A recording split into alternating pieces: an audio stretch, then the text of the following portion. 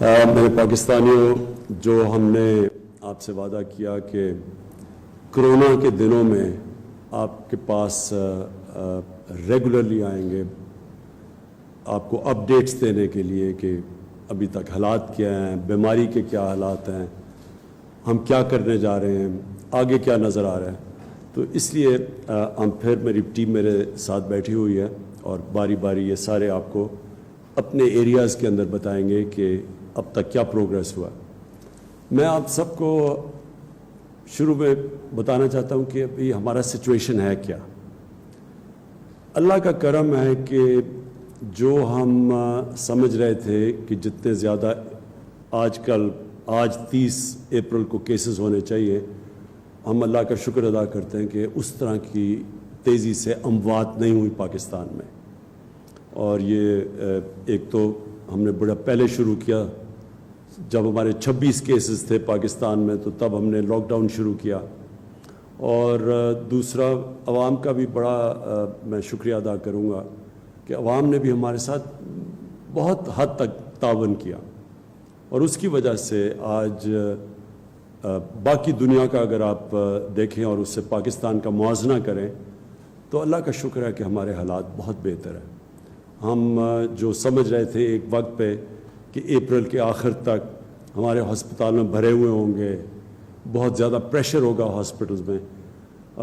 Ventilators جتنے پاکستان میں اب تک ہیں، ایک وقت پہ یہ سوچ تھی کہ یہ سارے وینٹیلیٹرز بھرے ہوں گے، تو اور وینٹیلیٹرز کا مطلب کہ جو ہے انٹینسو کیئر میں جو تھوڑے سے کرونا کے مریض جن کو ہاسپٹل جانا پڑتا ہے، وہ ہم یہ سمجھ رہے تھے کہ وہ اتنے زیادہ ہوں گے کہ جتنے بھی ہمارے انٹینسو کیئر کے جو ہاسپٹل میں یونٹس ہیں وہ بھرے ہوئے ہوں گے، لیکن شکر ہے اللہ کا کہ آج ہمارے حالات بہت بہتر ہیں۔ تو باقی دنیا سے آپ سب جانتے ہیں کہ اس وقت امریکہ میں کیا حالات ہیں، ان کے تقریباً جو آخری میں نے دیکھا تھا 60,000 لوگ تک مر چکے تھے، اور 2-3 یورپین ممالک میں 20-20 ہزار لوگ اب تک مر چکے ہیں۔ میری کل پریزیڈنٹ روحانی ایرانی صدر سے بات ہوئی، اور ان کی ہمارے خطے میں سب سے زیادہ جو کرونا وائرس کا جو سب سے برا امپیکٹ پڑا، جس کا سب سے زیادہ نقصان ہوا، وہ جانی نقصان ہوا، وہ ایران میں تھا۔ ان کے تقریباً 5,500 یا 6,000 کے قریب ان کی فوتگیاں ہوئی تھیں، اور کافی زیادہ انفیکشن تھی۔ تو ان سے بھی میری بات ہوئی۔ آج میری پریزیڈنٹ سیسی جو ایجپٹ کے پریزیڈنٹ ہیں ان سے بھی بات ہوئی۔ تو پہلے میں ایران کا آپ کو بتا دوں کہ ایران کے اندر انہوں نے فیصلہ کیا ہے اب کہ صرف وہ بڑی گیدرنگز یعنی شادیاں، کالجز، سکولز، یونیورسٹیز، ان کو انہوں نے بند رکھا ہے، ریسٹورنٹس بند رکھے ہیں۔ باقی انہوں نے فیصلہ کیا ہے کہ سارا کاروبار وہ اپنا چلا دیں ایران کے اندر، اور اس کی وجہ یہ ہے کہ وہ بھی جس طرح میں پہلے دن سے کہہ رہا ہوں، ان کو بھی یہ خوف ہے کہ کرونا سے ہم لوگوں کو بچاتے بچاتے باقی ملک کے اندر جو ان کا یہ خیال ہے کہ وہ کرونا سے بھی زیادہ ہے، تو لہٰذا انہوں نے اپنے سارے باقی کاروبار سارا انہوں نے فیصلہ کیا چلانے کا۔ مصر کے اندر انہوں نے پہلے دن سے فیصلہ کیا کہ وہی اسکول، کالجز، یونیورسٹیز جو بڑے بڑے جدھر بھی اجتماع ہوں ان کو تو انہوں نے بند کر دیا، لاک ڈاؤن کر دیا، لیکن انہوں نے بھی اپنے جو جدھر زیادہ ان کے دہاڑی دار جو مزدور کام کرتے تھے وہ انہوں نے پوری کوشش کی کھلے رہنے کی، جو ان کے بڑے پروجیکٹس تھے وہ چلنے دیے، کنسٹرکشن چلنے دی مصر کے اندر، اور ان کا بھی ہمارا طرح کا ہی اب تک اگر مصر اور ہمارا دیکھیں تو ایک ہی ہے، ہمارے جتنے بھی اموات ہوئی ہیں تقریباً ملتی جلتی ہیں، اور ان کے بھی معاشی حالات ہماری طرح کے تھے، برے تھے، انہوں نے بھی باہر سے قرضے لیے ہوئے تھے۔ تو ان سے پھر ہم نے جو بات چیت کی تو ہمارا جو لاک ڈاؤن تھا ان سے زیادہ سخت تھا، لیکن اس کے باوجود جتنی اموات ہوئی وہ تقریباً ایک ہی ہیں، اور آگے ہم نے سوچا کہ ایک دوسرے کا ایکسپیرینس شیئر کر کے اسی طرح ہم آگے بڑھیں گے، کیونکہ آج کوئی بھی نہیں کہہ سکتا کہ یہ کتنی دیر تک چلے گا. اگر آج تھوڑا کنٹرول بھی کر لیں تو یہ آگے نہیں کوئی کہہ سکتا کہ ایک دم پھر سے ایک سپائک نہ آ جائے کہیں جا کے. 6 مہینے چلے گی, سال, کوئی کہتا ہے تب تک ساری دنیا کو بڑا سوچ سمجھ کے چلنا پڑے گا جب تک کہ کوئی ویکسین نہیں نکلتی کرونا وائرس کے علاج کے لیے. میں اب آپ کو وہ جو ہم اب تک کر کہہ رہے ہیں, کیونکہ ہم سب کو پہلے دن سے احساس ہے, میری ٹیم کو پوری طرح احساس ہے کہ جو دہاڑی دار اور جو ہمارے مزدور اور جو ہمارے ویٹرز جو ریسٹورنٹس میں کام کرتے تھے, جو ہمارے ٹیکسی والے, جو رکشہ والے,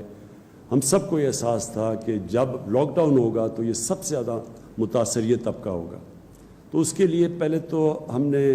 یہ ایمرجنسی احساس پروگرام کیا, جس کی میں خاص طور پہ ڈاکٹر ثانیہ نشتر کو مبارک دینا چاہتا ہوں, کیونکہ بڑا زبردست پروگرام کیا. کہیں بھی دنیا کے اندر اس طرح اتنے تھوڑے وقت میں اتنا زیادہ پیسہ اور مستحق لوگوں کو کہیں بھی نہیں ڈسٹریبیوٹ کیا گیا جو کہ اس پروگرام کے تحت کیا گیا. یہ واقعی ایک پاکستان کے لیے, ہماری گورنمنٹ کے لیے میں سمجھتا ہوں بڑی فخر کی بات ہے کہ ایک ایسا پروگرام آیا جس نے پہلے تو کوئی امتیاز نہیں کیا گیا, کہ کوئی پولیٹیکل کنسیڈریشنز نہیں تھے, صرف اور صرف دیکھا گیا ڈیٹا کے تحت کہ کون غریب طبقہ تھا, ان کو پیسے پہنچائے گئے. یہ نہیں دیکھا گیا کہ کون سا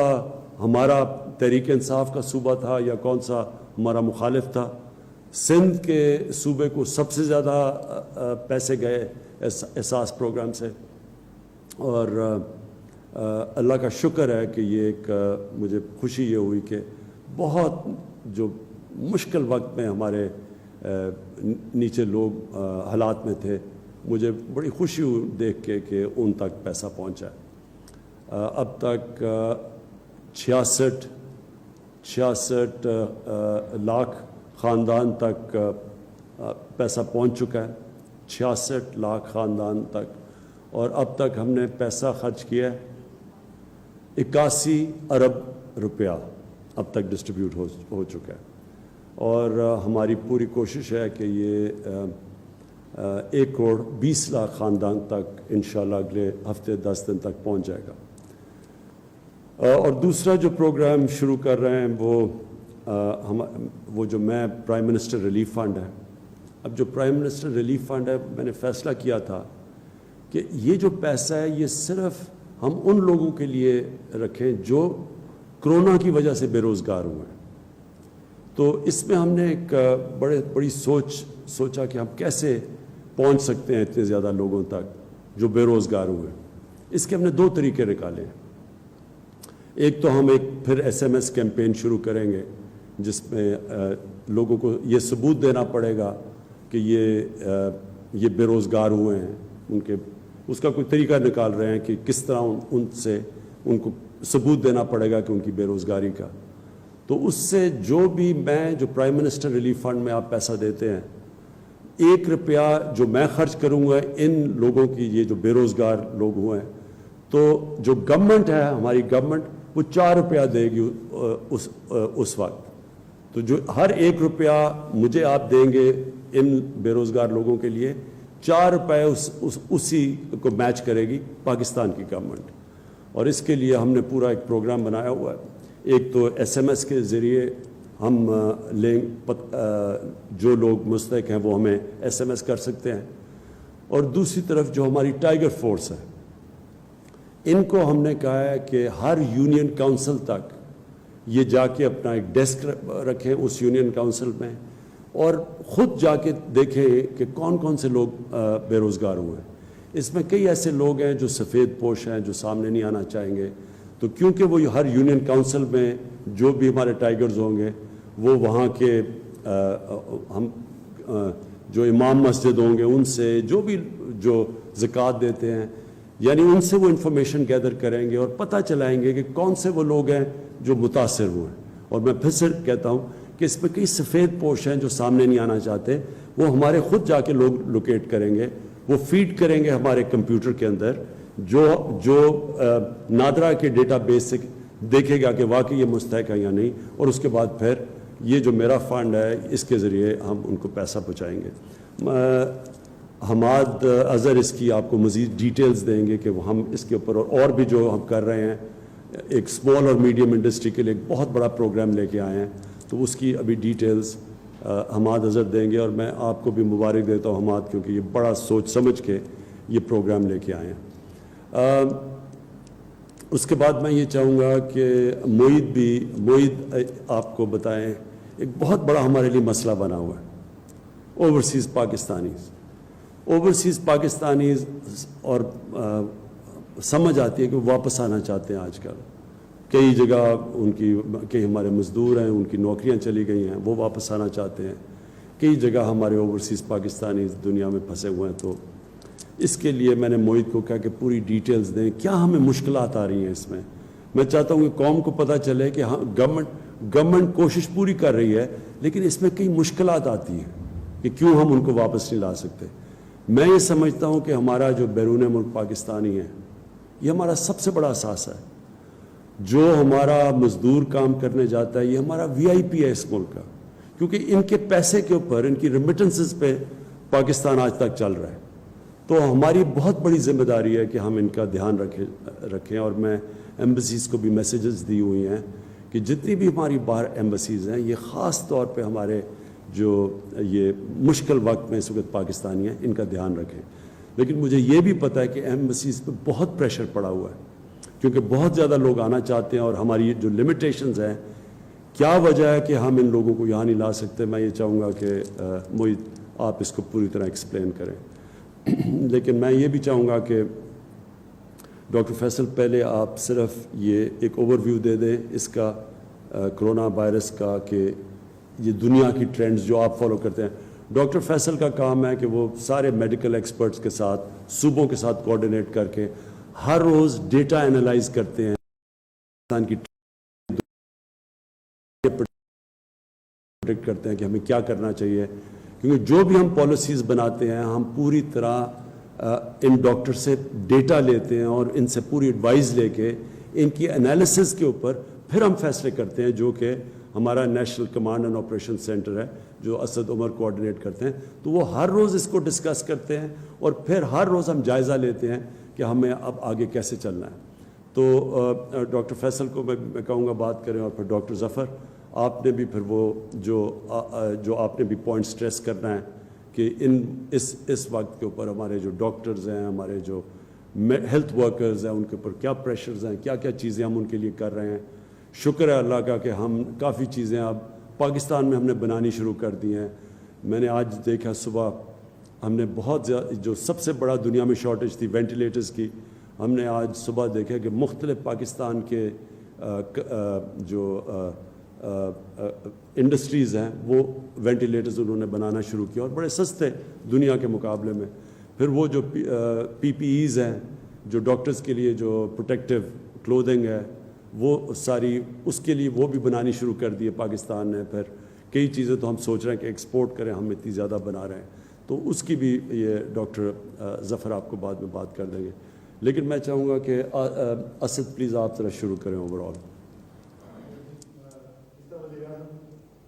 بتا رہے تھے ابھی کہ ہم پاکستان میں اور پاکستان جیسے ممالک جو ہے ان کے اندر اس بیماری کا جو اثر ہوا ہے وہ اس سے مختلف ہے جو ہم نے یورپ کے اندر دیکھا یا امریکہ کے اندر دیکھا. اور جب یہ بیماری شروع ہوئی, پھیلاؤ شروع ہوا, تو کیونکہ ایک نئی چیز تھی تو اس وقت کوئی آپ کے پاس زمینی حقائق اپنے ملک کے موجود نہیں تھے, تو آپ اسی بنیاد کے اوپر فیصلے کر رہے تھے کہ جو دوسری دنیا کے اندر ہو رہا تھا یا جو ایک ماڈلنگ کی جا رہی تھی تھیوریٹیکل ایک بنیاد کے اوپر, پرانی اپنی جو لرننگ سی اس کی بنیاد کے اوپر. لیکن جیسے جیسے وقت گزرتا گیا ہے, اور اب اس وقت ہم تقریباً 2 ماہ ہو گئے ہیں پاکستان میں پہلا کیس آنے کے بعد, 2 ماہ سے ذرا آدھا کا عرصہ گزر گیا ہے, تو اب ہمارے پاس اپنی زمینی حقائق آنا شروع ہو گئے ہیں جس کی بنیاد کے اوپر ہم اپنے فیصلے کر سکتے ہیں. اور اس کے اوپر جیسے ابھی وزیر اعظم بتا رہے تھے کہ بہت تفصیل کے اندر سے جائزہ لیا جاتا ہے وہ ٹیمز جو یہ ماڈلنگ کر رہی ہیں اور وہ ہمیں گائیڈ کر رہی ہیں اور یہ مدد کر رہی ہیں ہماری کہ ہم یہ فیصلہ کر سکیں کہ جو صحت کے حالات ہیں وہ آج سے 15 دن کے بعد یا 1 ماہ کے بعد کیا صورتحال ہوگی، اس کے آگے کیا ہوگا. تو اس میں ایک سے زیادہ ٹیم ہے اور ماشاءاللہ مجھے بڑی خوشی ہے جس طریقے سے بھی وزیر اعظم نے بتایا کہ وہ اکوپمنٹ جس طریقے سے پاکستان کے سائنسدانوں نے، جو انڈسٹری کے ادارے ہیں انہوں نے مل کر جس طریقے سے رسپانس کیا، اسی طریقے سے اگر آپ اس فیلڈ کے اندر بھی دیکھیں جو ہمارے ایپیڈیمولوجسٹ ہیں، ہمارے ڈیٹا سائنٹسٹ ہیں، آرٹیفیشل انٹیلیجنس کے جو ایکسپرٹس ہیں، وہ الحمدللہ ورلڈ کلاس ایکسپرٹیز کے لوگ جو ہیں وہ اس کے اندر کام کر رہے ہیں. اور ان میں سے کچھ ایسے ہیں جو صرف پاکستان نہیں، وہ پاکستان کے باہر امریکہ میں اور یورپ کے اندر جو ہے وہاں پر بھی ایڈوائز کر رہے ہیں. تو ان ٹیموں کی مدد سے جو صورتحال ہمارے سامنے آئی ہے اس میں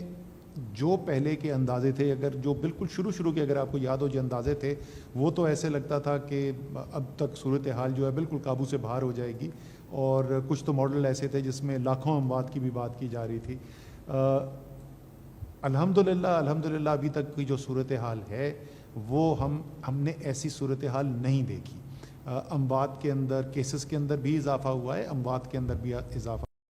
لیکن ایسا نہیں ہوا کہ حالات بالکل بے قابو ہو گئے. اموات کا خصوصی طور پر میں آپ کو بتاؤں گا کہ جو ہم اس کو دیکھتے ہیں، جس طریقے سے ٹریک کر رہے ہیں، تو ہم نے ابھی تک جو پیٹرن دیکھا ہے وہ یہ ہے کہ ہر 10 سے 12 دن کے سائیکل کے اندر ایک لیول کے اوپر اموات چل رہی ہوتی ہیں. جو پہلے جو ہے وہ 1-2 تھے، پھر 5-7 ہو گئے، پھر ابھی جو پچھلا 10-12 دن گزرے، آج سے 2-3 دن پہلے تک کی میں بات کر رہا ہوں، تو 15, 16, 17 کے قریب اوسط چل رہی تھی. اور اس کے بعد وہ سٹیپ چینج آتی ہے. تو ابھی ایک اور ہم سٹیپ چینج دیکھ رہے ہیں. پچھلے 3 دن کے اندر اگر ہم اوسط دیکھیں گے تو وہ تقریباً 21-22 اموات روزانہ کی بنیاد پہ بن رہی ہیں. لیکن جیسے آپ نے دیکھا کہ وہ قابو سے باہر ہونے والی بات نہیں. اسی طریقے سے وینٹیلیٹرز کے اوپر جو ہمارے مریض ہیں ہسپتالوں کے اندر، وہ پچھلے تقریباً 2 ہفتے سے زیادہ کا عرصہ ہو گیا، وہ 50 اور 60 کے درمیان.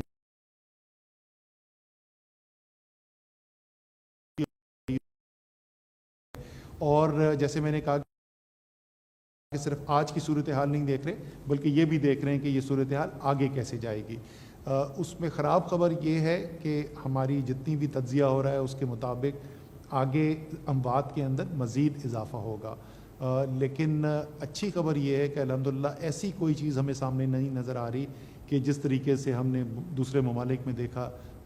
اس لیول کے اوپر جو ہے وہ ہمیں حالات خراب ہوتے ہوئے نہیں نظر آ رہے. ایک تو یہ حقیقت ہے. دوسری حقیقت جو ہے جس کو ہمیں سامنے رکھ کے فیصلے کرنے پڑتے ہیں وہ معاشی حالات ہیں. اور وہ معاشی حالات بھی 2 مختلف لیول کے اوپر ہیں، 2 مختلف سطح کے اوپر ہیں. ایک تو وہ کہ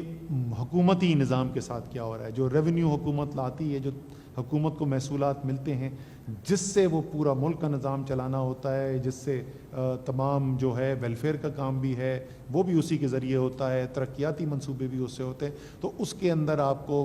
تقریباً 30 سے 35% کی کمی نظر آ رہی ہے جو کورونا کے آنے سے پہلے کی صورتحال تھی. لیکن اس سے بھی زیادہ جو اہم ہے وہ یہ کہ ایک انفرادی سطح کے اوپر پاکستان کے ایک غریب شخص کے ساتھ یا پاکستان کے ایک متوسط طبقے سے تعلق رکھنے والے شخص کے ساتھ، پاکستان کے سفید پوش کے ساتھ کیا صورتحال اس وقت ہے. ابھی ایک ادارے نے ایک سروے کیا تھا، پاکستان کے اندر بھی کیا اور وہ تمام دنیا کے اندر بھی کیا، اور اس سروے نے بھی وہی دکھایا جو اس وقت عالمی کئی جو ہیں ریسرچ رپورٹس پبلش ہو رہی ہیں عالمی اداروں کی، اور وہ یہ ہے کہ پاکستان جیسے ممالک جو ہیں، اور پاکستان ان 10-15 ممالک کے اندر اس کا ذکر کیا جاتا ہے جس میں سب سے زیادہ لوگوں کے اوپر جو معاشی بوجھ پڑا ہے. اور کس کے اوپر؟ دوبارہ غریب کے اوپر، سفید پوش کے اوپر، متوسط طبقے کے اوپر. تو یہ دونوں چیزوں کو ساتھ رکھتے ہوئے ہم آگے ابھی جو فیصلہ سازی کرنے جا رہے ہیں انہی چیزوں کو سامنے رکھتے ہوئے فیصلے کریں گے. NCC کا آج میں نے وزیر اعظم سے درخواست کی ہے کہ پیر یا منگل کو وہ اجلاس بلائیں گے جس میں تمام صوبائی وزیر اعلیٰ بھی ہوں گے، وزیر اعظم چیئر کریں گے اس کو، اور اس کے اندر ہم جو ابھی تک ہم نے فیصلے کیے ہوئے ہیں وہاں سے آگے چلنے کی. ابھی ہم نے 9 مئی تک کا آپ کو فیصلہ کیا ہوا تھا جو تقریباً نصف رمضان تک کا ہے. وہاں سے آگے ہم نے کس طریقے سے چلنا ہے وہ اس کے اوپر ہم فیصلے کریں گے. اور امید یہ ہے کہ اگر پاکستانی جس طریقے سے معاونت کرتے رہے ہیں اگر اسی طریقے سے، اور میری تو درخواست ہوگی کہ اس سے بھی زیادہ بہتر طریقے سے جو آپ اپنے درمیان لوگ بے احتیاطی کرتے ہوئے نظر بھی آئیں، ان سے بھی درخواست کریں کہ اگر وہ احتیاط کریں گے تو تمام پاکستانیوں کے لیے آسانی کا راستہ تلاش کیا جا سکتا ہے. لوگوں کی جو بندشوں کی وجہ سے روزگار کا نقصان ہو رہا ہے اس میں کمی لائی جا سکتی ہے. تو انشاءاللہ تعالی آپ کی اگر مدد ساتھ رہی، اللہ تعالیٰ نے کرم کیا، تو امید ہماری یہی ہے کہ اگلے ہفتے جب ہم فیصلے کریں گے تو ہم آسانی کی طرف جائیں گے. جی شکریہ. ڈاکٹر فیصل میں چاہتا ہوں کہ پہلے ذرا آپ اوور ویو دے دیں جو ڈیزیز کا، پھر ڈاکٹر ظفر آپ. جیسے وزیر اعظم صاحب نے بتایا، ہم روزمرہ کی بیسس پہ بلکہ دن میں کئی دفعہ جو دنیا بھر سے اعداد و شمار آتے ہیں اور خاص طور پہ جو پاکستان کے سے ہمیں اعداد و شمار مل رہے ہیں ان پہ نظر رکھتے ہیں، ان کو اینالائز کرتے ہیں اور مختلف طریقہ کار سے ان کے ذریعے کچھ آئندہ آنے والے دنوں کے بارے میں کچھ تجزیہ کرتے ہیں اور تخمینہ لگاتے ہیں تاکہ جو فیصلے کیے جا رہے ہیں وہ اس کی روشنی میں کیے جائیں. اس کے مطابق ابھی تک جو چیز ہمیں سامنے آ رہی ہے، اور اب ہمارے اپنے پاکستان کے جو اعداد و شمار ہیں وہ اتنے زیادہ ہو چکے ہیں، اتنی ان کی تعداد ہے کہ ہم اس کے اوپر بھروسہ کر سکتے ہیں کہ یہ ویلڈ ہیں اور اس سے اچھے نتیجے یا واضح نتیجے نکالے جا سکتے ہیں. جیسے اسد عمر صاحب نے فرمایا، نہ صرف کہ نئے کیسز کا تجزیہ ہوتا ہے بلکہ اموات اور وہ تمام لوگ جو وینٹیلیٹرز پہ ہیں اور ان کی پروگرس کیسے چل رہی ہے، کتنے بہتر ہو رہے ہیں اور خدا نخواستہ کتنے جو ہیں وہ اپنی جان ضائع جن کی ہو رہی ہے. ان تمام چیزوں پہ نظر رکھنے کے بعد ہمیں احساس یہ ہو رہا ہے کہ اس وقت کم از کم اس طرح کی تیزی اس ایپیڈیمک میں نہیں جیسے کہ بہت سے مغربی ممالک میں ہمیں دیکھنے میں نظر آئی، جیسے یورپ میں یا امریکہ میں. اس کا لیکن یہ مطلب نہیں کہ ہم احتیاط چھوڑ دیں. میں سمجھتا ہوں کہ ایک بہت اہم میسیج، اور اسد صاحب نے بھی اس کا ذکر کیا، وہ یہ ہے کہ حالانکہ ان سب ممالک کی نسبت ہمارے اعداد و شمار کم ہیں، لیکن چونکہ اپنے معاشی سسٹم کو، اپنے ملک کے نظام کو اور سارے ویلفیئر اسٹیٹ کے طور پہ سوچتے ہوئے ہمیں بہت سارے اقدامات کرنے پڑے، جس میں ہم نے بزنسز اور کاروبار کھولے. اس ساری اسٹریٹجی کو کامیاب بنانے کے لیے بہت اہم ہے کہ ہم تمام لوگ، ہر فرد اس ملک کا جو ہے، وہ اچھی چیزیں، وہ اچھی عادات جو ہم نے سیکھی ہیں، جس میں ہائیجین ہے، جس میں احتیاط ہے، جس میں اگر کھانسی ہے تو اپنے آپ کو کور کریں، بے جا کراؤڈز اور بھیڑ میں مت جائیں اور بے جا بھیڑ بنانے کی کوشش بھی نہ کریں. یہ تمام چیزیں جو ہم نے سوچی ہیں اس کے اوپر ہم لگاتار اپنی نظر رکھیں اور ان کو، اچھی عادات کو نہ چھوڑیں. یہ جو ہماری آگے آنے والی اسٹریٹجیز ہیں اس کی کامیابی جو ہے اس پہ بہت حد تک منحصر ہے. اور میں سمجھتا ہوں کہ اگر ہم بطور پاکستانی اس چیز کو اڈاپٹ کر لیں کہ ہم نے اپنا بھی دھیان رکھنا ہے اور اپنے گرد کے لوگوں کا بھی دھیان رکھنا ہے، تو میں سمجھتا ہوں کہ ہم یہ جو ریلیکسیشنز ہیں یا ریسٹرکشنز میں کمی ہے اس کو پراپرلی امپلیمنٹ کرنے کے قابل ہو جائیں گے. شکریہ. اور ڈاکٹر ظفر آپ پلیز. شکریہ صاحب. جیسا کہ کہا گیا اور وزیر اعظم صاحب نے بھی شروع میں فرمایا کہ پاکستان میں جو تخمینے تھے ہمارے اس کی نسبت کیسز بھی کم ہیں اور اموات بھی کم ہیں. وزیر اعظم صاحب نے ایران کا ذکر کیا، تو میں اس حوالے سے آپ کو بتانا چاہتا ہوں جو ہمارے آج کے اعداد و شمار ہیں، ایران میں اگر 5,500 کے قریب ڈیتھس ہوئی ہیں اراؤنڈ اباؤٹ، تو اس کے مقابلے میں پاکستان میں اب تک جو ہے وہ 346 صرف ڈیتھس ہوئی ہیں، اور یہ ہمارے اپنے تخمینے سے بھی کم ہیں. اس کے ساتھ ساتھ یہ بھی بتانا ضروری ہے کہ ساتھ ساتھ لوگ ریکور بھی کر رہے ہیں، جہاں کیونکہ یہ بیماری اس طرح ہے کہ تقریباً 80-85% لوگ جو ہیں ان کو تو معمولی سے درمیانے درجے کی بیماری ہوتی ہے. تو پاکستان میں جو اب تک 15,800 کے قریب جن لوگوں میں کنفرمڈ یہ ڈیزیز آئی ہے، ان میں سے 4,000 سے زائد لوگ جو ہیں مکمل طور پہ ریکور ہو چکے ہیں اور اپنی زندگیوں میں واپس مصروف کار ہیں. پچھلے 24 گھنٹے میں 874 لوگوں کا اضافہ ہوا ہے کنفرمیشن کے حوالے سے. تو یہ کچھ موٹے موٹے اعداد و شمار تھے. میں 2 چیزوں کا اور ذکر کرنا چاہتا ہوں. جس طرح وزیر اعظم صاحب نے بھی فرمایا کہ ہماری حکومت کی، وزیر اعظم صاحب کی بہت بڑی تشویش یہ ہے کہ ہمارے جو فرنٹ لائن ورکرز ہیں، جو ہیلتھ ورکرز ہیں، جو کہ کرٹیکل پیشنٹس جو ہیں کرونا وائرس کے، ان کی نگہداشت پہ مامور ہیں تو وہ خود کو اپنے آپ کو خطرے میں ڈال کے یہ کام کرتے ہیں. لہٰذا اگین بین الاقوامی سطح پہ اور خاص طور پہ کئی یورپین ملکوں میں تو جو فرنٹ لائن ورکرز ہیں ان کے اندر شرح جو ہے 10-11% سے زیادہ ان کو انفیکشنز ہوئی ہیں. پاکستان میں یہ شرح بہت کم ہے, لیکن بہرحال یہ تشویش کی بات ہے. تو اس کے لیے ایک تو جو ہمارے فرنٹ لائن ورکرز ہیں اس کے لیے ہم نے ایک قومی پروگرام تشکیل دیا ہے ان کے تحفظ کے لیے اور ان کی سپورٹ کے لیے, اور یہ پروگرام جو ہے یہ انشاءاللہ اگلے چند دنوں میں شروع ہو جائے گا. اور یہ جو صوبائی حکومتوں کی کاوشیں ہیں اس سلسلے میں ان کے ساتھ مل کے اس کے اوپر کام کیا جائے گا. اس سلسلے میں یہ بھی بتاتا چلوں کہ اس وقت پاکستان میں 2 وجوہات کی بنیاد پہ جو پرسنل پروٹیکشن ایکوپمنٹ ہے اس کی دستیابی کا مسئلہ ختم ہو گیا ہے. اب دستیابی کا مسئلہ نہیں, اس کی ایک وجہ یہ ہے کہ باہر سے نیشنل ڈیزاسٹر مینجمنٹ اتھارٹی نے بہت ساری پروکیورمنٹ کی, اور دوسرے یہ N95 کے علاوہ تقریباً تمام پرسنل پروٹیکشن ایکوپمنٹ جو ہے لوکلی پروڈیوس ہو رہا ہے, اور N95 بھی اگلے ہفتے 10 دنوں کے اندر پاکستان کے اندر پروڈیوس ہونا شروع ہو جائے گا. اور لہٰذا ہم ایک طرح سے کہہ سکتے ہیں کہ ہم 100% پرسنل پروٹیکشن ایکوپمنٹ پاکستان میں پروڈیوس کر رہے ہوں گے. اور اس کی تیسری وجہ یہ ہے کہ NDMA نے ایک خصوصی سسٹم اختیار کیا ہے کہ جس کے تحت جو پرسنل پروٹیکشن ایکوپمنٹ ہے یہ تمام بڑے ہسپتالوں میں براہ راست پہنچایا جا رہا ہے. لہٰذا اب آپ کو یہ کمپلینٹ نہیں ملتی, بلکہ ایشو جو اب ہے وہ یہ کہ یہ جو پرسنل پروٹیکشن ایکوپمنٹ ہے اس کو استعمال کیسے کیا جا رہا ہے. تو اس کے بارے میں ہمارے مشاہدات یہ ہیں کہ اس کا کافی irrational یوز بھی ہو رہا ہے. تو ہم جو قومی پروگرام جس کی میں نے بات کی اس میں ان تمام پہلوؤں کے اوپر کام کر کے ڈاکٹرز کو ٹریننگ بھی دی جائے گی اور ان کو سپورٹ بھی دی جائے گی, اور جس میں کہ مینٹل ہیلتھ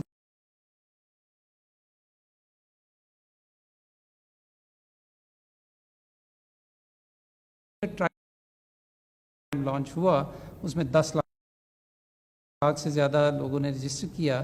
ہم نے اس کا تجزیہ کیا ہے تو اس میں ہمیں یہ پتہ لگا ہے کہ 17,000 سے زیادہ اس میں والنٹیئرز جو ہیں ان کا صحت یا طب کے شعبے سے تعلق ہے. وہ سارے ڈاکٹرز نہیں, لیکن نرسز بھی ہیں ان میں پیرامیڈکس بھی ہیں. تو ابھی ہم نے ان کو ایک نیا کویسچنیئر بھیجا ہے 17,000 سے زیادہ لوگوں کو اور ان سے ہم نے ان کی ترجیحات معلوم کی ہیں, ان کی اسپیشلٹیز معلوم کی ہیں, تاکہ پھر ہم ان کو ایسے کاموں پہ مامور کر سکیں ان کے اپنے علاقوں میں, ان کی اپنی یونین کونسلز میں, ان کی اپنی تحصیلوں میں, کہ جہاں وہ جو ہمارے ٹریسنگ ٹریکنگ اور کوارنٹائن کا جو پروگرام ہے, جہاں پہ لوگوں کو ہاؤس آئسولیٹ بھی کرنا ہے, کوارنٹائنس میں بھی رکھنا ہے, یا جو روٹین کی ہیلتھ کیئر سروسز ہیں ان علاقوں میں, تو ان میں پھر ہم ان کو یہ ذمہ داریاں دیں گے اور ان کو اس کام میں شامل کر لیں گے. تو آنے والے دنوں میں اگر آپ یہ سن رہے ہیں تو اگر آپ کو یہ کویسچنیئر موصول ہوا ہے تو پلیز اس کو بھر کے ہمیں بھیجیں, تاکہ پھر ہم آپ سے زیادہ بہتر طریقے سے فائدہ اٹھا سکیں. بہت شکریہ. شکریہ ڈاکٹر ظفر. اچھا, میں اب چاہوں گا کہ ثانیہ آپ جو اب تک احساس کا پروگریس ہے کدھر تک پہنچے, پلیز وہ بتائیں. وزیر اعظم صاحب, آج احساس ایمرجنسی کیش کی ڈسبرسمنٹ کا 22واں دن ہے اور اب تک 66 لاکھ خاندانوں کو امداد دی جا چکی ہے. 12,000 روپے فی خاندان, 81 ارب روپے ابھی تک تقسیم ہو چکے ہیں. یہ رقم صوبوں میں کتنی جا رہی ہے, ضلعوں میں کتنی جا رہی ہے, تحصیلوں میں کتنی جا رہی ہے, ہر صوبے میں, ضلع میں, تحصیل میں کتنے حقدار ہیں, ان تمام چیزوں کی تفصیلات ہم نے ایک پورٹل پہ شائع کی ہوئی ہے جو کہ pass.gov.pk پہ جا کے آپ اس کی تمام تفصیلات دیکھ سکتے ہیں. اپنا صوبہ یا اپنا ضلع سلیکٹ کر کے تحصیل سلیکٹ کر سکتے ہیں اور اس میں تمام نمبرز آپ دیکھ سکتے ہیں کہ کتنے حقدار ہیں, ان کو کتنی رقم کی ان کے اکاؤنٹس میں کتنے پیسے جمع کر دیے گئے ہیں, کتنے لوگوں نے پیسے نکال دیے ہیں, کتنے پیسے ابھی تک اکاؤنٹس میں موجود ہیں. شفافیت کے پیش نظر یہ تمام تفصیلات جو ہیں ہم نے تقریباً 10 دن پہلے شائع کر دی تھی. میں یہ بھی آج بتانا چاہتی ہوں کہ دوبارہ دہرانا چاہتی ہوں کہ ہماری 3 قسم کی کیٹیگریز ہیں. جو پہلی کیٹیگری تھی اس میں رقم کی ترسیل جو ہے وہ تقریباً پوری ہو گئی ہے. جو دوسری کیٹیگری ہے اس میں ابھی رقم کی جو تقسیم ہے ابھی جاری ہے. اور اس دوسری کیٹیگری میں تمام وہ لوگ ہیں جو کہ 8171 کی SMS اسکیم کے نتیجے میں ڈیٹا کی جانچ پڑتال کے نتیجے میں حقدار ٹھہرائے گئے ہیں. فی الحال پورے ملک میں گلگت سے لے کے کراچی تک 10,000 کیمپوں میں، سینٹرز میں، بینک ATMs پہ ان لوگوں کو رقم کی ترسیل اس وقت جاری ہے. یہ ایک بہت بڑا آپریشن ہے. اس میں ہمیں دشواریاں بھی سامنے آ رہی ہیں. روزانہ 5 بجے ہم میٹنگ کرتے ہیں اپنے بینکنگ پارٹنرز کے ساتھ، اپنے فیلڈ آفیسرز کے ساتھ، ڈسٹرکٹ گورنمنٹس کے ساتھ، تاکہ ہم اس چیز کا جائزہ لے سکیں کہ کہاں لیکویڈیٹی کا مسئلہ آیا ہے، یعنی کہ پیسے کی ترسیل کا مسئلہ کہاں آیا ہے، کہاں ہمیں کنیکٹیوٹی کا مسئلہ آیا ہے، کیونکہ یہ تمام چیز انٹرنیٹ کے ذریعے پورا آٹومیٹک سسٹم سے ہوتی ہے، ڈیجیٹل سسٹم سے ہوتی ہے. انگوٹھے لگا کے اب پیسے لیے جاتے ہیں تو اس میں انٹرنیٹ کنیکٹیوٹی کا بہت بڑا عمل دخل ہے. روزانہ کی بنیاد پہ ہم جائزہ لیتے ہیں کہ کہاں مسائل آ رہے ہیں، ان کو ٹھیک کرنے کے لیے کیا ہم نے کرنا ہے. جو لاجسٹک مسائل آ رہے ہیں ان کا بھی روزانہ ہم جائزہ لیتے ہیں. اور جو بدعنوان عناصر ہیں ان کے خلاف کارروائی کے لیے پورا جو حکومتی نظام ہے وہ بہت ہی متحرک ہے. روزانہ کی بنیاد پہ FIRs بھی ہوتی ہیں، لوگوں کو جیلوں میں بھی ڈالا جاتا ہے جو بھی ان معصوم لوگوں کی پیسوں میں کٹوتی کرتے ہیں. پاکستان کی ٹیلی ویژن کی توسط سے میں لوگوں کو یہ بھی 2 ضروری اعلانات آپ تک پہنچانا چاہوں گی، کیونکہ 2 چیزوں کی لحاظ سے لوگوں کے بہت سوال ہوتے ہیں. پہلے تو یہ کہ یہ کب ختم ہوگا، اور جن لوگوں کو وہ میسج آیا ہوا ہے کہ آپ کی جانچ پڑتال ہو رہی ہے ان کو حتمی SMS میسج کب ملے گا. تو میں آپ سب کو یہ یقین دلانا چاہتی ہوں کہ اگلے 10 دن میں آپ کو حتمی میسج ضرور موصول ہوگا. نمبر 1. نمبر 2، کچھ لوگوں کو یہ شکایت ہے کہ جب وہ جاتے ہیں سینٹر اپنے پیسے نکالنے تو ان کے انگوٹھے کام نہیں کرتے. یہ تمام نئے حقدار لوگ ہیں، اور ان میں سے کچھ ایسے ہیں جن کی نادرا کے دفاتر میں ان کے انگوٹھوں کے نشان کی جو ویریفیکیشن ہے تو وہ دوبارہ سے ہونی ہے. تو میں آپ سب کو یقین دلانا چاہتی ہوں کہ حکومت بہت متحرک ہے. نادرا کے دفاتر کل سے بتدریج کھلتے جا رہے ہیں، اور جن لوگوں کو بھی یہ شکایت آئے گی ان کو نادرا کے دفاتر میں ان کی انگوٹھوں کی ویریفیکیشن کے بعد رقم کی ترسیل میں آسانی آئے گی. اسی سے ایک اور منسلک بات جو نادرا کے دفاتر سے منسلک بات ہے وہ یہ ہے کہ کچھ ایسے حقدار خاندانوں میں جن میں سربراہ کی وفات ہو چکی ہے اور سربراہ کی وفات کا اندراج نادرا کے ڈیٹا بیس میں نہیں ہوا، ان کو رقم کی حصولی میں مشکلات ہیں. ہمیں معلوم ہے کہ ان کو مشکلات ہیں، مگر ان کو بھی نادرا کے دفاتر میں جا کے اور ڈیتھ رجسٹر کروانی پڑے گی، تاکہ ان کے خاندانوں میں جو دوسرے حقدار لوگ ہیں ان کے CNIC پہ رقم کی ترسیل کا میسج ان کو موصول ہو سکے اور ہم اس کی آتھرائزیشن اپنے بینکوں کو جاری کر سکیں. آخری بات میں یہ کرنا چاہوں گی کہ جب تک آپ کو ہماری طرف سے تاریخ والا حتمی میسج نہ آئے، کیونکہ ہمارے طرف سے احساس کی طرف سے جن خاندانوں کی نشاندہی ہو جاتی ہے کہ وہ حقدار ہیں، ان کو ایک آخری حتمی میسج آتا ہے جس پہ یہ لکھا ہوتا ہے کہ آپ اپنی رقم اس تاریخ کو جا کے کلیکٹ کر سکتے ہیں. تو اگر آپ بار بار سینٹروں میں جائیں گے تو وہاں بہت لائنیں، غیر ضروری لائنیں لگتی ہیں، اور کووڈ-19 کے تناظر میں ہم وہ لائنیں ہر صورت میں کم رکھنا چاہتے ہیں، سماجی فاصلے کو ہر صورت میں ملحوظ رکھنا چاہتے ہیں. تو میری دوبارہ آپ سے گزارش ہوگی کہ جب تک آپ کو احساس کی طرف سے 8171 سے SMS نہ آئے تب تک آپ لائنوں میں نہ لگیں. اور اس بات کا خاص خیال رکھیں کہ 8171 کا میسج ہی ہماری طرف سے ہوتا ہے، کیونکہ اس وقت بہت سے فیک میسیجز جو ہیں وہ بھی مارکیٹ میں سرکولیٹ کر رہے ہیں اور آپ کے ٹیلی فونز تک पहुंचेंगे तो धोखे में ना आइए, सिर्फ 8171 के मैसेज पे ही, तारीख वाले मैसेज पे अपने पैसे लेने जाइए। शुक्रिया सानिया। मैं ख़ास तौर पे आपको खराज तहसीन पेश करता हूँ कि कभी भी इतना ज़्यादा पैसा इतने थोड़े वक्त में और इतने ट्रांसपेरेंट तरीके में कभी भी पाकिस्तान में इस तरह, बल्कि शायद ही किसी मुल्क में इस तरह डिस्ट्रीब्यूट किया गया हो। मुझे खुशी इसकी इसलिए भी है कि हम एक पाकिस्तान को इंशाअल्लाह एक फलाई रियासत बनाना चाहते हैं, और फलाई रियासत के लिए ये जो डेटा बेस तैयार हो रहा है और ये जो तरीक़ाकार है पैसा देने का, ये इंशाअल्लाह आगे हमें बड़ी मदद करेगा कि हम कैसे एक सारे मुल्क को मैप करें, मुल्क के मुस्तहिक लोगों को पास हमारा डेटा हो, और हमारा मुसलसल कोशिश हो कि इन लोगों को हम कैसे ऊपर उठाएं। और ये चाइना अगर आज एक अजीम मुल्क बना है तो उन्होंने बहुत सोच समझ के अपने निचले तबके को ऊपर उठाया था, और तब वो एक अजीम मुल्क बना। हमाद अजहर, मैं आप चाहूँगा कि आप प्लीज़ बताएं ये जो आपने स्मॉल और मीडियम इंडस्ट्री का प्रोग्राम बनाया। वज़ीर आज़म साहब, हमारा जो प्रोग्राम लॉन्च हुआ है, जिसकी 2 दिन पहले काबीना ने मंजूरी दी है, उसका नाम है वज़ीर आज़म का छोटा कारोबार इमदादी पैकेज। और इस पैकेज से 35 लाख छोटे कारोबार पाकिस्तान में मुस्तफ़ीद होंगे। 50 अरब रुपए रकम इसके लिए मुख्तस की गई है, और इसका बुनियादी नुक्ता ये है कि छोटे कारोबार जिनका 5 किलोवाट और 70 किलोवाट तक का सनती कनेक्शन है, 5 किलोवाट का कमर्शियल और 70 किलोवाट का सनती कनेक्शन, हुकूमत पाकिस्तान जब भी वो अपना कारोबार का सिलसिला दोबारा जारी करेंगे तो हुकूमत पाकिस्तान अगले 3 माह का उनका बिजली का बिल अदा करेगी। उनकी पिछली कंजम्पशन हिस्ट्री, यानी कि उनकी पिछली जो खपत है बिजली की, उसको देख के 3 माह का जो क्रेडिट है, 3 माह की जो रकम है, उनके आने वाले बिल में, अगले बिल में, जो अगला बिल आपके पास आ रहा है, उसके अंदर जमा करा दी जाएगी, और वो ये रकम अगले 6 माह में किसी भी वक्त इस्तेमाल कर सकते हैं। इससे हम समझते हैं कि 35 लाख छोटे कारोबार जो हैं वो मुस्तफ़ीद होंगे। 5 किलोवाट के जो कमर्शियल कनेक्शन है, 95% कमर्शियल कनेक्शन का वो हिस्सा बनते हैं, वो मुस्तफ़ीद होंगे।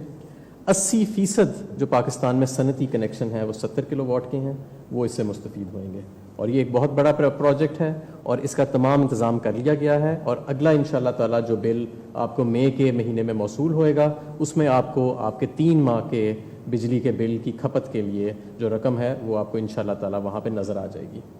इसके अलावा दूसरा, वज़ीर आज़म का कोरोना रिलीफ फ़ंड जो है उसको हम मर्ज कर रहे हैं मज़दूर का एहसास प्रोग्राम के साथ, और ये फ़ैसला किया गया है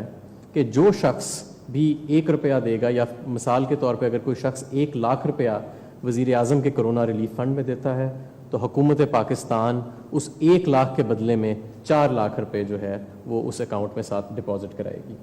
और इस पैसे का हम करेंगे क्या? ये रकम इस्तेमाल होएगी उन लोगों के लिए जो बेरोज़गार हुए हैं कोरोना की वजह से, जो ले ऑफ हो गए हैं, जिसमें दिहाड़ी के मज़दूर शामिल हैं, मुलाजमीन शामिल हैं जो मुख्तलिफ सनतों में, कारोबारों में, दुकानों में काम करते थे। और इनके लिए एक अलहदा पोर्टल बनाया जाएगा एहसास के अंडर, और वहाँ पे इनकी रजिस्ट्रेशन कराई जाएगी, और हफ्ते वाले रोज़ जब वज़ीर आज़म ये पैकेज अनाउंस करेंगे तो वहाँ पे ये तफसीलात भी दी जाएंगी। और हम समझते हैं कि इससे लाखों की तादाद में जो बेरोज़गार मज़दूर हैं, जो बेरोज़गार अफराद हैं, वो इंशाअल्लाह ताला मुस्तफ़ीद होंगे। शुक्रिया जी, शुक्रिया हमाद। मेरे पाकिस्तानियों, आखिर में देखें, सारी दुनिया के अंदर कोरोना का इम्पैक्ट पड़ा है। ज़्यादातर आपने अमीर मुल्कों का देख लिया, अमेरिका क्या कर रहा है, कितने उन्होंने पैसे अब तक रिलीफ पैकेज दिए हैं। उनके लिए आसान था बेरोज़गारों को पहुंचने के लिए, क्योंकि उनके सारे जो बेरोज़गार हैं वो रजिस्टर्ड हैं। उनके अनएम्प्लॉयमेंट ब्यूरो जो है वो सीधी तरह रजिस्टर करता है, और उसके ज़रिए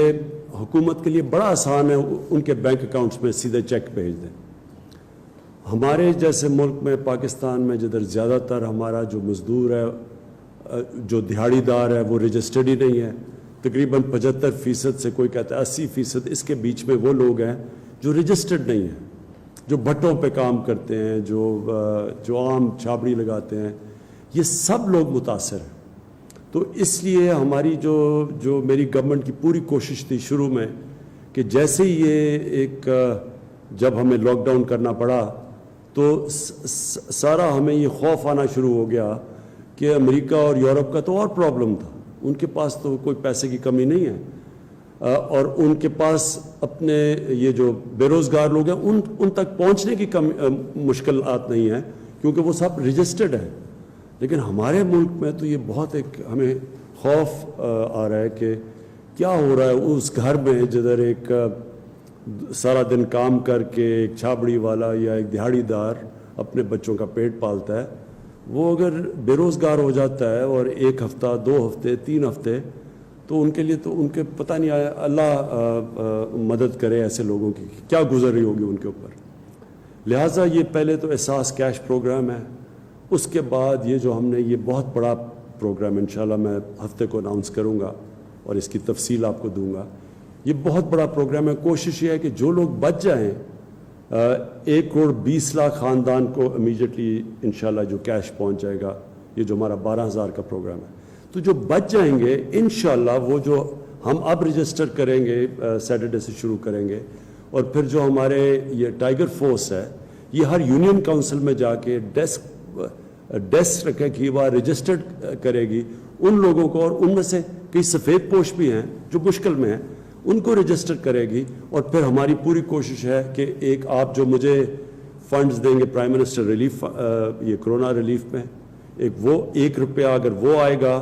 ان کو دینے کے لیے بے روزگاروں کو، تو 4 روپے گورنمنٹ آف پاکستان دے گی اس کے ساتھ.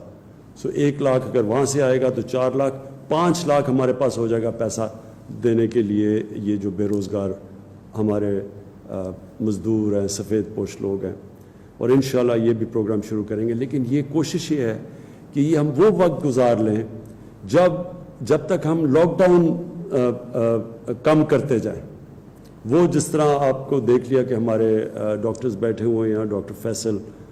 پورے جو national command and control centre ہے، آپریشن سینٹر ہے، وہ ہر روز ایویلیویٹ کرتا ہے، اس کے مطابق جا رہے ہیں، صوبوں کو بھی ساتھ لے کے چل رہے ہیں.